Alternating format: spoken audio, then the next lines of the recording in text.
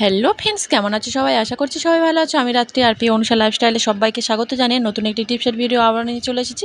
নতুন নতুন টিপস পেতে অবশ্যই আমার চ্যানেলটি সাবস্ক্রাইব করে পাশে থাকবেন। ভিডিওটা ভালো লাগলে অবশ্যই একটা লাইক অনেক অনেক শেয়ার করে দেবেন। চলে আসছি প্রথম টিপস। আর দেখুন বন্ধুরা, আমরা যখনই পেঁয়াজ কাটি, অনেক পেঁয়াজ কাটতে হয়। পেঁয়াজের মধ্যে যেহেতু একটা ঝাঁঝালো ভাব থাকে, পেঁয়াজ কাটতে গেলে কিন্তু আমাদের চোখটা জ্বালা জ্বালা করে বা চোখটা আমরা তাকাতেই পারি না, জল আসে। বিশেষ করে নতুন গৃহিণীরা যখনই পেঁয়াজ কাটতে যাবে, একবার যদি পেঁয়াজের ঝাঁঝ লেগে চোখটা গুলগুল করে বা জ্বালা জ্বালা করে, এরপর থেকে আর কিন্তু নতুন গৃহিণীরা আর পেঁয়াজ কাটতে চাইবে না, আর পেঁয়াজও তারা হাত দেবে না কাটার জন্য। তাই দেখুন বন্ধুরা, আমি পাশে কিন্তু একটা রুমাল ভিজিয়ে রেখে দিয়েছি। আপনারা চাইলে সুতির যে কোনো কাপড় বা টাওয়াল ভিজিয়ে এইভাবে যদি রেখে দিয়ে যত ইচ্ছা আপনারা পেঁয়াজ কেটে নিতেই পারেন। আমি রুমালটা প্রথমে সিম্পল জলে আমি ভিজিয়ে নিয়ে যে জলটা থাকে সেটা চেপে বার করে দিয়ে রেখে দিয়েছি। একদম যেখানে পেঁয়াজটা কাটছি ওখানেই রেখে দিয়েছি। এইভাবে যখনই আমরা পেঁয়াজটা কাটবো বা কখনো কখনো হয়তো অনেক পেঁয়াজ কাটবো, তখনই যদি আমরা ভিজে যে কোনো তোয়ালে বা সুতির কাপড়, রুমাল কিছু যদি রেখে দিই পাশে ভিজিয়ে, আর কিন্তু যত ইচ্ছা আমরা পেঁয়াজটা কেটে নিতে পারবো।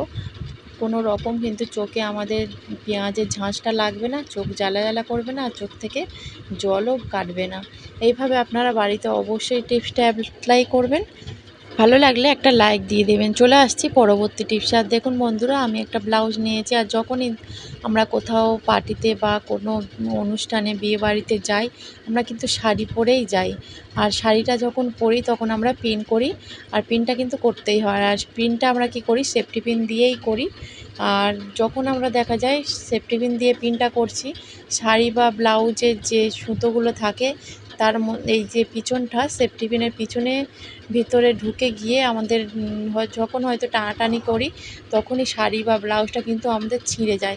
অনেকটা কিন্তু আমাদের ক্ষতিও হয়ে যায়, যে শাড়ি বা ব্লাউজটা ছিঁড়ে গেলে, ভালো শাড়ি যেহেতু। আর দেখুন বন্ধুরা, যেভাবে করলে আমাদের শাড়িটা ছিঁড়বে না বা ব্লাউজটাও ছিঁড়বে না। আর দেখুন বন্ধুরা, আমি একটা ছোট্ট পুঁতি নিয়েছি। আর এরকম পুঁতি কিন্তু প্রায় সবার বাড়িতেই থাকে। আর যখন আমরা শাড়িতে পিন করব, সেফটি পিনের ভিতরে যদি আমরা এই পুঁতিটা দিয়ে তারপরে পিনটা করি শাড়িটা, কোনো রকম সেফটি পিনের ভিতরে কিন্তু এই ব্লাউজের সুতো বা শাড়ি ভিতরে ঢুকিয়ে গিয়ে আমাদের কিন্তু কোনো রকম ক্ষতিও হবে না আমাদের। দেখুন বন্ধুরা, এইভাবে যদি আমরা পুঁতিটা দিয়ে পিনটা করে নিই, শাড়ি বা ব্লাউজটা কিন্তু ছিঁড়েও যাবে না। অবশ্যই কিন্তু বাড়িতে যখনই আপনারা শাড়িতে পিন করবেন, এইভাবে পিন করে নেবেন। বাড়িতে অবশ্যই টিপসটা অ্যাপ্লাই করবেন। ভালো লাগলে একটা লাইক অনেক অনেক শেয়ার করে দেবেন। চলে আসছি পরবর্তী টিপসে। আর দেখুন বন্ধুরা, প্রায় দেখা যায় আমাদের হয়তো কোনো সবজি বা কিছু কাটতে গিয়ে আমাদের হাতটা কেটে যায়, বা কোনো রকম কোনোভাবে যদি আমাদের হাতে ব্যথা থাকে, তখন কি করি, আমাদের কিন্তু আটা যখনই আমরা রুটি করব বাড়িতে, তো আটা মাখতে কিন্তু আমাদের হাত দিয়েই আটা মেখে নিই। আর বাড়িতে যদি বিশেষ করে কোনো আর কেউ না থাকে আটা মাখার জন্য, তখন কিন্তু আমাদের খুবই অসুবিধা হয় ওই ব্যথা হাতে আমাদের আটা মাখাতে। তার জন্য দেখুন বন্ধুরা, আমি আটা নিয়েছি 1.5 বাটি, আর লবণটা দিয়ে হাত দিয়ে মাখিয়ে নিচ্ছি।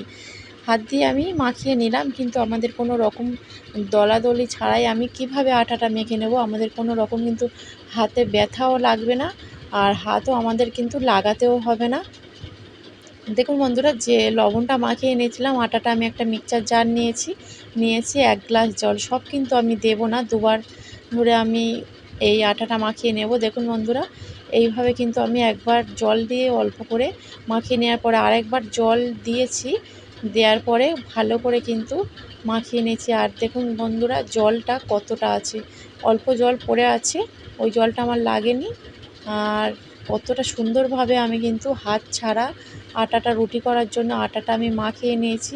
আপনারা দেখলেই বুঝতে পারছেন কতটা সুন্দর মাখা কিন্তু হয়েছে। আমাদের কিন্তু কোনো রকম ব্যথা হাতে বা কাটা হাতে আমাদের দলাদলি করে চেপে কিন্তু আমাদের আটাটা মাখতে হলো না। আর এইভাবে যদি আমাদের আটাটা মেখে নিই, আমাদের কিন্তু কষ্টটা অনেকটাই কম হবে। আর ব্যথা হাতে কিন্তু আমাদের চেপে চেপে দলে আমরা আটাটা মাখতে হয়, কোনো রকম কিন্তু আমাদের হাতেও ব্যথাও লাগবে না। মিক্সচার মেশিনের যে বড় জারটা হয় সেটাই আমি নিয়েছি। এর মধ্যে কিন্তু অনেকটাই আটা দিয়ে আমরা পরিমাণ মতো জল দিয়ে দিয়ে আমরা মেখে নিতে পারি। আমি অল্প করে দেখাচ্ছি আপনাদের। আর দেখুন বন্ধুরা কতটা কিন্তু নরম হয়েছে, আঠা মাখাটা একদম কিন্তু নরম হয়ে গেছে, কোনো রকম অসুবিধা হচ্ছে না। আর হাতে ব্যথা থাকলে আমাদের কিন্তু আর দলাদলি করে এইভাবে আমাদের আটাটা মাখতেও হবে না। খুব সুন্দর করে গুলি করে কিন্তু আমরা রুটিটা তৈরি করে নিতেই পারবো। আর দেখুন আপনাদের সামনে দেখিয়ে দিচ্ছি কেমন নরম হয়েছে, সুন্দর কিন্তু রুটিটা ফুলবে। আর টেস্ট কিন্তু একদম সুন্দর থাকবে, কোনো রকম টেস্ট কিন্তু বদলাবেও না। সকল বন্ধুরা আমার চ্যানেলে আগে থেকে সাবস্ক্রাইব করেছেন তাদেরকে অনেক অনেক ধন্যবাদ, অনেক ভালোবাসা। যারা নতুন আসছো অবশ্যই চ্যানেলটি সাবস্ক্রাইব করে আমার পাশে থাকবেন। আর ভিডিওটা ভালো লাগলে একটা লাইক, অনেক অনেক শেয়ার করে দেবেন। অবশ্যই এই টিপসটা আপনারা বাড়িতে অ্যাপ্লাই করবেন। যখনই দেখবেন হাতে ব্যথা তখন এইভাবে আটাটা মেখে নেবেন। ভিডিওটা এই পর্যন্ত রাখছি। যে যেখানে আছেন ভালো থাকবেন, সুস্থ থাকবেন।